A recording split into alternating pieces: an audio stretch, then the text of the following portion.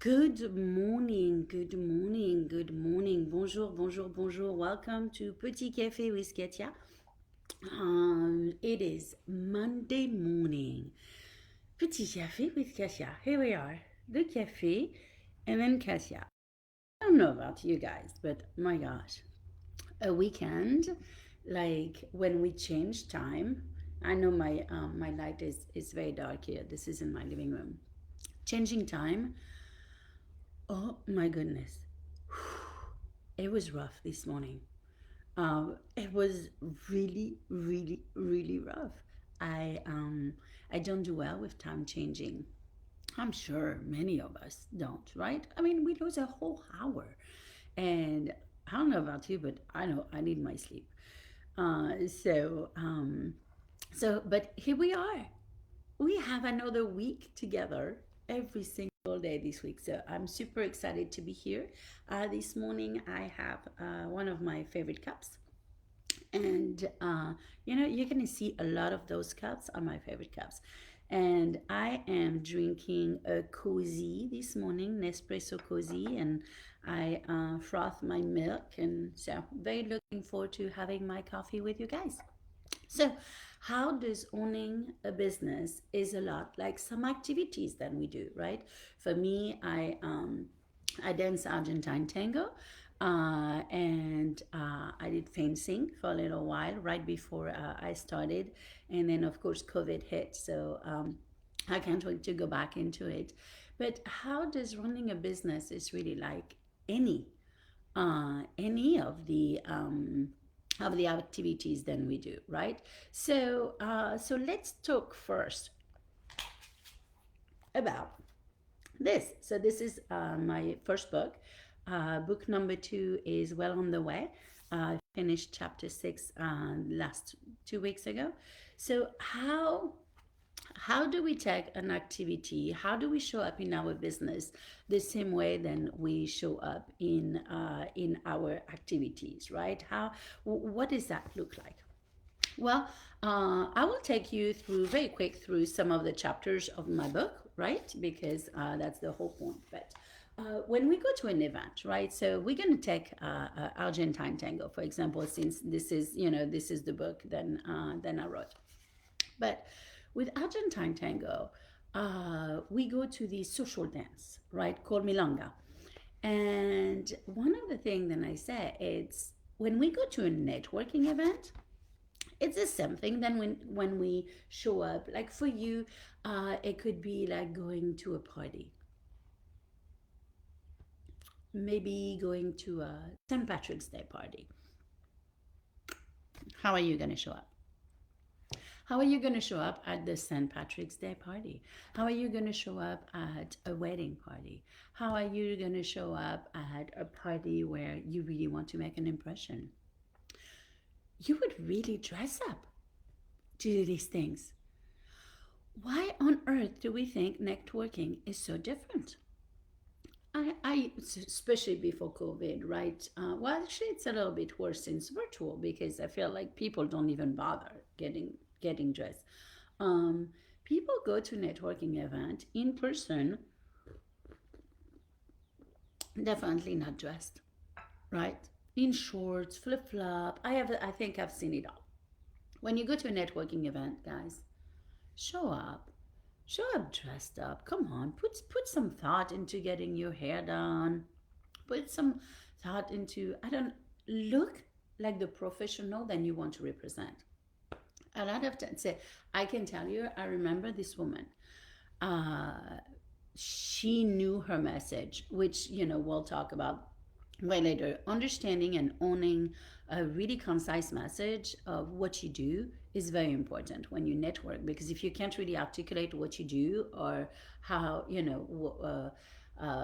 what is your message to your ideal client, if you can't articulate your message like a concise message, then how are you going to advertise a product or sell a product or use that in marketing? But I remember this lady who was her message was so on track. She looked like she had just gotten out of bed. There's no way I would trust her, right? No matter how well her message was, there's no way I would have trusted her because of the way she showed up. Unfortunately, and I know that's very sad, we judge people on our, I don't know, I want to say the research was like the 3 or 5 first second. Please don't quote me on this. I did not bring in the correct stat this morning. So, but I know that within 10 seconds, people judge me, right? They judge, whoa, like usually I have either red or blue glasses. People are like, oh, she's got weird glasses. Or the way I dress is a little bit more funky. People definitely know then I am, European, or I want people to know these kind of things, right? Because it makes it easier. I really own my character, right? So networking, guys, show up, and then don't go to network to eat, right? Networking is not a place where you go to have dinner, right? Or you go with your friends. Networking is a part of your work. So, and that's very similar as tango, right? When we go to tango, to a social dance, to the milonga, we dress up, we show up our best, we smile, we are inviting, we but it's something. We're not there to have dinner unless it's a moment to have dinner, right? But we're there to dance.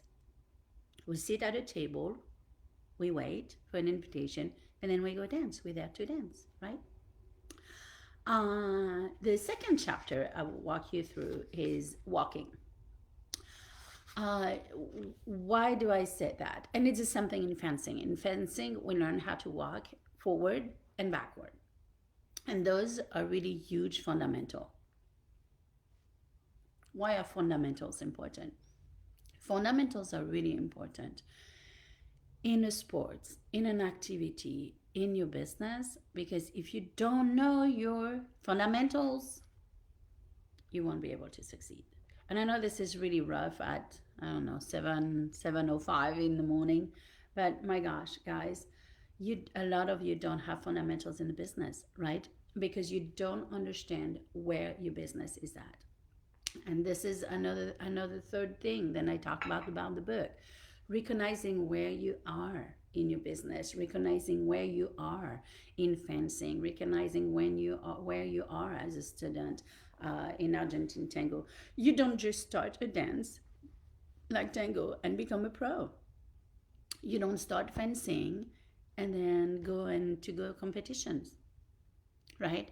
You have to learn to walk. And I can tell you, walking and fencing is very tiring. We do a lot of exercise of making sure then you have the stamina and all of that, and it's fascinating. If you have never taken fencing, it's absolutely fascinating. Um, you need to connect, right? So when we go, whether I fence with a partner, right, or I dance Argentine tango, I connect. So in my business, I connect with my ideal client. In fencing, I connect with my opponent. In dancing, I connect with my partner. Opponent, partner, ideal client, all of those are the same, right? So how are they the same? They're the same in the matter then we have to be so connected with them. In fencing, if I don't connect with my opponent, my gosh, I die, right? They hit me. And I need to be so connected with them, then I anticipate in some way the what can they do next, right? What is their choices here in this move? What they can have like 2 or 3 move, and let me be so connected with them, connected with their eyes, within under the mask. I don't even know the proper words in English. So all of these kind of things are so important. In dancing, I connect fully with my partner, connect fully with the music. And at my business, I connect fully with my ideal client. An example, I just finished a conference, a summit, and I wanted to know what to offer after the summit. I wanted to know what people enjoyed about the summit. So, what did you do? What did I do? I sent a survey. How can I serve you better? What did you really like from this conference? What point resonated with you? Kind of like what I'm doing with you guys every morning. I ask you, like right now, I'm asking you what resonating with you. When something resonates with you, then I take a look at what it is and it's like, oh, wow, that's really cool. I can so dig deeper into that. So you guys are basically becoming the really kind of like the ones who make the show, right?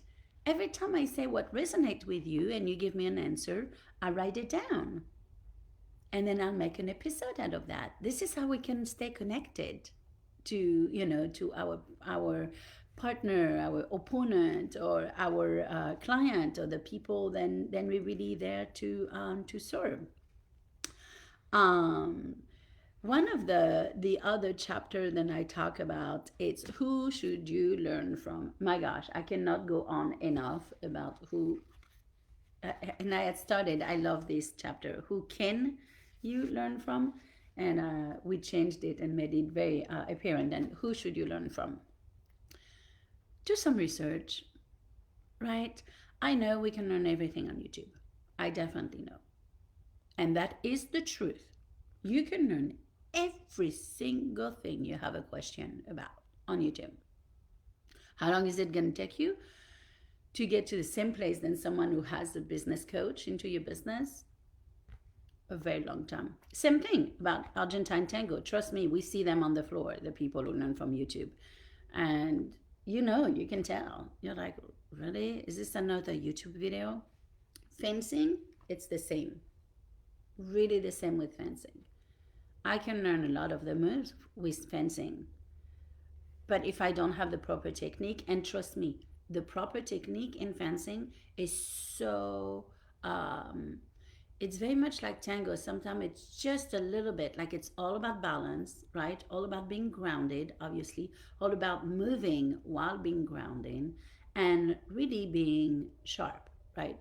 Having uh, knowing when to draw, when not to draw, knowing how to tease the partner, how to, how when do I hit, right? When do I think it's hit? I can't learn that from YouTube.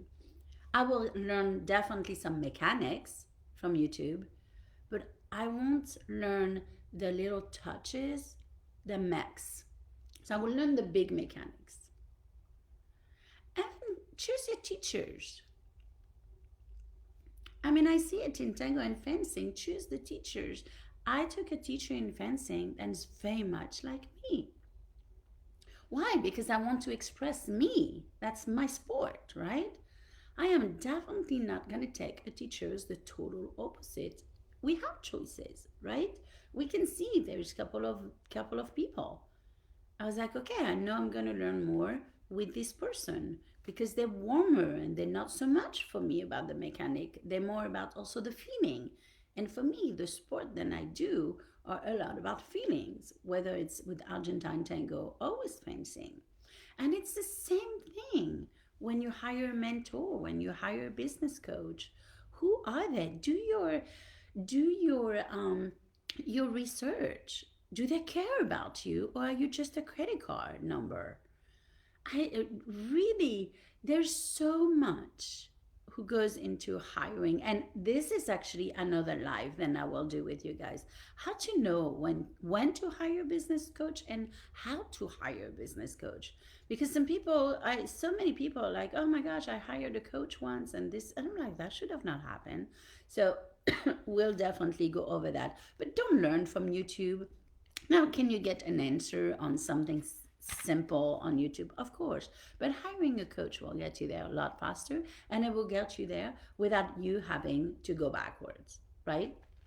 Um, the stage of tango, same thing that I was talking about earlier. The stages of business, the stages of fencing, right? There are stages. You have stage one where you just start. You don't know anything, right? And you just think like, and you're excited and you want to learn. You're spending a lot of money and you want to learn everything from everywhere, from everybody, Well, sometimes that's not always the best thing either, right? And we'll probably dive into this a little bit more. Um, and budgeting. We're going to talk about money. We're going to finish this by talking about money because I know that talking about money is actually not something than business owners like to do, right? How are your numbers? You should know your numbers. If I ask you right now, how much money do you make? You should be able to tell me. You don't have to go back into QuickBooks. You don't have to do like complicated math. You should know. And if you run a business, it needs to be profitable. If it's not profitable, it is a hobby. This is really rough on a Monday morning, I know. I really know. But this is the reality, and this is a reality most business owners need to hear. If you don't know your numbers, why do you not know your numbers? Because you're scared to look at them, right? You don't want to look at them because if you look at them, you're going to be like, oh my gosh, this is not good. You need to know what goes in, and what goes out. And you need to be so on track with it. You need to know your goal. What is the goal of the month? What do I need to break even? What do I need to make money? How many clients does that say? Understanding and knowing your numbers, guys, is one of the most important things that you will do in your business. We have seen business totally shift because they didn't even have a clue, right? It's a mindset. You are in there. You are all the part probably of your business as many people, right, at the beginning. And one of the part is being an accountant and understanding, to budget. And of course, hire someone to do your books and bookkeeper and an accountant. But you really need to take on that role to understand what goes in and what comes out. One of the things that I would love to offer you, I would love if you are like, oh my gosh, I don't know what stage of the business I'm in. I don't know if I'm a beginner. And sometimes we can be beginners at 5 years into the business, right? There's a lot of things depending on it. There's a lot of things where I would love for you to take a look at this morning's live and say, oh my gosh, that's really resonated with me. What does she mean by networking? And I would love to dive in a little bit more. Please, I'm going to put my appointment link right there and take some time and let me get to know your business. I would love that opportunity and then the opportunity to really dive in with you and see where you can adjust. I mean, like if you had question about business coaches, if you had question about budgeting, if you had question about sales, right? We talked about sales showing up at the beginning, right? They were dressed up. Or if you had any question really about your business, I would love to answer them for you. So go ahead and make an appointment. And please, if you're watching the replay, go ahead and hashtag me and put replay and tell me what resonated the most with you, right? It's such a joy for me to be here in the morning. And even as rough as it was this morning to get up, I'm so excited to be here right now. And I cannot wait to see you tomorrow. If you have any subject then you would want me to tackle, then you're like, oh, Katia, I have this big question. Go ahead and write it down. And then I would absolutely love to make a live about it. Okay? I hope you have an amazing Monday today. I hope then you get so much accomplished and put an intention for your day. Put an intention for your day, put an intention for your week, and I can't wait to see what you achieve this week. Au revoir, and I see you tomorrow morning for Petit Café with Katia. Au revoir.